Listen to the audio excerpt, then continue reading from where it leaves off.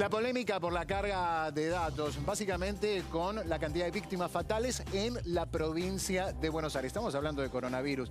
Es realmente increíble que haya tanta cantidad que no haya sido cargada, ¿no? Y aparecen de repente. Sí, ya días anteriores veníamos notando esto, que en la cantidad de muertes, muchas de las notificadas llevaban semanas o incluso meses de demora. La provincia hizo un entrecruzamiento de datos con diferentes bases de datos, no solo el SISA, que es el Sistema de Información de Salud, donde se vuelcan todos los datos oficiales, que son los que después compartimos, sino que también fue a ver otros registros, como el sistema que regula las camas y también el certificado de defunción digital. Y ahí se dio cuenta de que había 3.500 muertes que no habían sido todavía cargadas al SISA.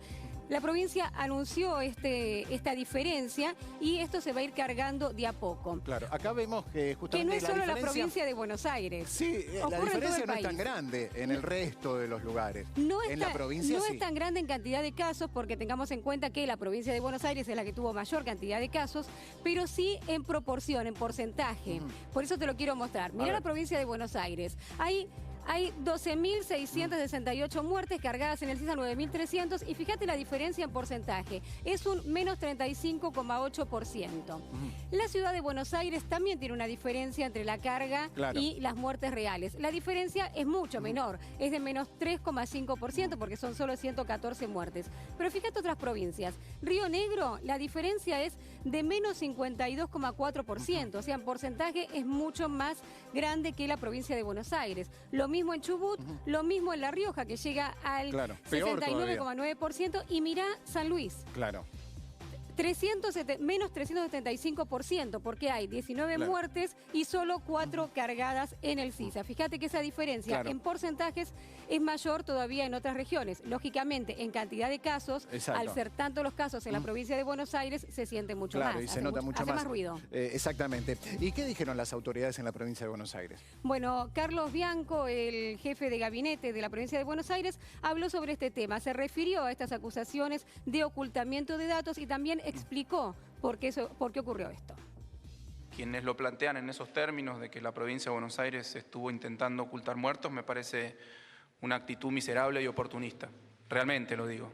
Intentando sacar no sé qué ventaja política del manejo de una pandemia. Digo, lejos de querer ocultar algo, lo que hicimos es poner luz sobre un problema que estábamos teniendo en la provincia de Buenos Aires y que es un problema que existe en todo el mundo, como presentamos el viernes pasado, con múltiples ejemplos de lo que estaban pasando en otros países y también lo que está pasando seguramente en otras jurisdicciones de la Argentina.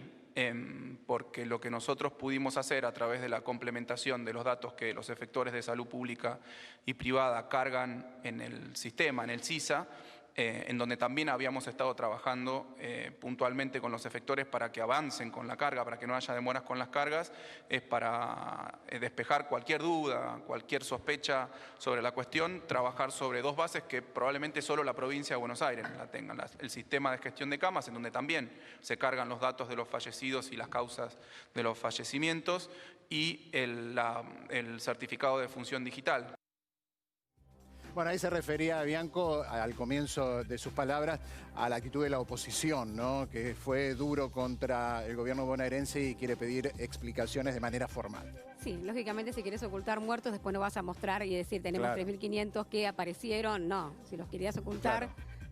puede haber un desfasaje de esa manera, técnico, pero no una intención de ocultar. Exactamente. También habló el ministro de Salud porteño, Fernán Quirós, con respecto a este tema. Dijo que en la ciudad las autoridades, están colaborando con los efectores para que esta carga de datos esté al día, y también se refirió a la situación de la provincia. Hemos trabajado desde el primer día acompañando, dando soporte. Tenemos cerca de 100 personas que cargan datos y acompañan a los efectores tanto para las PCR como para el mantenimiento o el ingreso de casos, como para el registro de los fallecidos a todos los efectores de la ciudad de Buenos Aires. En la provincia de Buenos Aires lo que han encontrado es una magnitud de la demora mayor al promedio, y han buscado una metodología para identificar cuál es esa demora, dónde están, cuántos son, lo cual la verdad que me parece que es una tarea de muy buena calidad y muy bien hecha. Eso significa que han encontrado una manera de identificar los faltantes.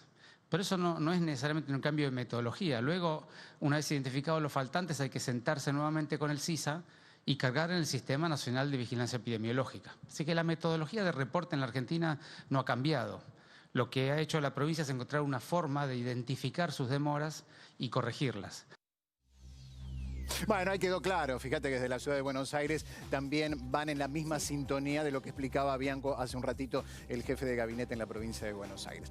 Pero vamos a cambiar, seguimos con el tema coronavirus, con un factor de riesgo que se suma a los ya conocidos. Sí, la obesidad. En realidad se conoce hace tiempo que la obesidad es uno de los factores de riesgo que contribuye a contraer la enfermedad y también a desarrollarla de una manera más grave. Pero no estaba incorporado oficialmente como uno de los factores de riesgo en base a lo que la población tiene que cuidarse. Por ejemplo, hasta ahora figuraba como factor de riesgo en la Argentina en la diabetes, enfermedades coronarias, enfermedades que tienen que ver con el sistema inmunológico, distintos tipos de cánceres. Todo eso estaba como factores de riesgo. Obesidad no. ¿Cuál es el índice que se toma como parámetro de obesidad? Sabemos que a nivel médico es un índice de masa corporal mayor a 30, pero esto no está definido en el informe. Solo habla, no sobrepeso, se habla de obesidad, pero no está definido ese número, con lo cual ahí hay algún tipo de dudas. Pero sí está incorporado ya la obesidad como un factor de riesgo en forma oficial. Bueno, hablamos con Gabriela de los números del coronavirus. En un ratito vamos a estar profundizando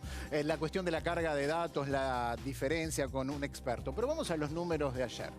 Bueno, la cantidad de nuevos casos informados fue un poquito menor a lo que veníamos teniendo en la semana pasada. Esto sabemos que suele ocurrir los fines de semana. Hay que esperar qué pasa en los próximos días para ver si es una tendencia o si tiene que ver con la carga de datos. 8.841 fueron los nuevos casos. Fíjate cómo está dada la proporción. En la provincia de Buenos Aires, 2.947.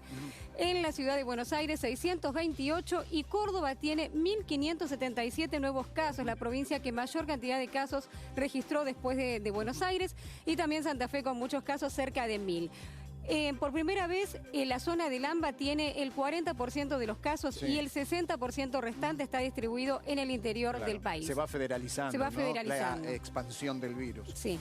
Las muertes informadas en las últimas 24 horas fueron 206. El total de contagiados supera los 700.000, 711.325. Y el total de muertes, 15.749. Muertes notificadas. Como veíamos recién, hay muchas muertes que faltan cargar al sistema CISA. Si sumamos todas esas muertes, ya estamos ahí rozando las 20.000. Bueno, y el número de recuperados que es alto. Pero vamos a ver la cuestión de las camas de terapia intensiva. Un número que sigue subiendo, afortunadamente, de a poco. No es ningún salto brusco, con lo cual el sistema de salud puede dar respuesta. 3.604 son las camas ocupadas por pacientes con COVID-19 en todo el país, y el porcentaje de ocupación también se mantiene estable a nivel nación. Subió un poco porque está en 61,1% y en la zona del AMBA en el 65%. Bueno, y justamente te lo había anticipado recién, vamos a hablar con un experto en la carga de datos y todo eso que nos es tan difícil de entender, ¿no? Porque debería ser algo preciso, matemática, pero bueno, evidentemente no es tan sencillo. Y estamos con Jorge Aliaga, que es un experto en la carga de datos, para que nos explique un poquito qué es lo que está pasando con estas diferencias. ¿Qué tal? ¿Cómo les va? Buenos días. ¿Qué tal, Jorge? Buen ¿Cómo día. lo podemos entender, Jorge? A ver, la situación es la siguiente. Primero, lo que se informa todas las noches, lo que informan los partes, el Ministerio de Salud, y se publica en la base de datos, es lo que ingresó al Sistema Nacional, al CISA, las últimas 24 horas. No es lo que pasó las últimas 24 horas, sino lo que se ingresó. Y los que ingresan por ley al Sistema Nacional son los laboratorios, los médicos que atienden cada uno de esos casos en todo el país. Eso es, hay una ley que obliga a esa carga. Entonces, bueno, lo que ocurre cuando hay muchos casos juntos es que ya sea el laboratorio o ya sea el médico interviniente, carga algunas cosas antes que otras. En particular el médico, obviamente, la prioridad es atender a los pacientes. Después, por ejemplo, en el caso de los fallecidos, tienen obligación de hacer los partes de defunción, que se hacen todavía manualmente. Y en tercer lugar, obviamente, cuando tiene tiempo para poder hacer eso, carga los datos en el Sistema Nacional. Entonces, y eso fue lo que pasó en la provincia de Buenos Aires, como ellos digitalizaron los partes de defunción que se habían hecho a mano, encontraron que había partes de defunción de personas que habían fallecido según el parte de defunción por COVID, que todavía eso no se había reflejado en el sistema nacional. Es decir, había una demora en la carga de ese dato por parte de los distintos médicos, las distintas clínicas y hospitales. Sí, ahora Jorge, lo que llama la atención en el caso, por ejemplo, de la provincia de Buenos Aires, es que esta demora en la carga en el sistema SISA de las muertes, en algunos casos lleva mucho tiempo. No estamos hablando de semanas, sino por ahí de meses. Mira, para que tengas una idea, viste que ayer se ingresaron 206 casos de fallecidos. Sí. Bueno, de esos 206, 19 eran de julio de la ciudad de Buenos Aires y 29 eran de agosto. Ayer. Es decir, todo el tiempo está pasando que se ingresan casos con demora. A veces son de Salta, a veces son de Jujuy, a veces de Tucumán, muchas veces de la provincia de Buenos Aires por la cantidad de casos que tiene, pero también incluso de la ciudad de Buenos Aires, que se supone que es un lugar más chico, que debe tener más facilidad de ingresar. Quiero decir, tenemos un problema serio y creo que la parte buena es la siguiente. Se acaba de anunciar un registro de datos vitales entre el Registro Nacional de las Personas, el ANSES y el Ministerio de Salud. Cuando esto esté disponible, por ejemplo, los jubilados ya no van a tener que ir periódicamente a demostrar que están vivos. La fe de vida. Porque ANSES va a tomar los datos de este registro digital. Este registro digital ahora se están repartiendo las firmas digitales entre todos los médicos y en 90 días va a estar operativo. Cuando eso esté, ya automáticamente se va a saber quién registró un parte de defunción y todo esto va a ser mucho más ágil. Claro, bueno, va a ser mucho más importante que eso quede aceitado también. Esteban, te está escuchando Jorge. Sí, Jorge, entonces descartamos, como dice la oposición, que en estos números haya intencionalidad, es decir, haya ocultamiento. A ver, primero, sería un caso raro que alguien anuncie algo para ocultarlo. Pero segundo, no es verdad que esto lo carga un funcionario. Esto lo tiene que cargar cada médico por ley. Eso es una ley nacional. Es como que el parte de función lo emite cada médico que interviene. Esto es lo mismo. La información no está centralizada. Está en manos de cada lugar que atiende. Entonces, sería una conspiración el hecho de asumir que pudo darle una orden a todos los médicos intervinientes para que hagan algo. Claro, quedó claro. Bueno, muchas gracias Jorge por la explicación. Ahí podemos entender un poquito más todo esto tan complejo que obviamente es una situación de emergencia. El médico primero tiene que salvar una vida, tiene que atender y después ir a lo administrativo. Gracias, gracias Gabriel.